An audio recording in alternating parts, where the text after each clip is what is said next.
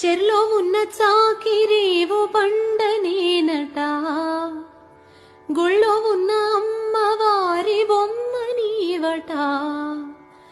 మురికిని కడిగిన మనసుని కడిగిన రెండు రాళ్ళు చేసేదొకటి పేర్లే వేరట.